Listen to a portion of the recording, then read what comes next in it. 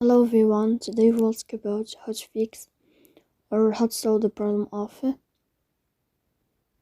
purchases on the application of CapCut. We go to settings.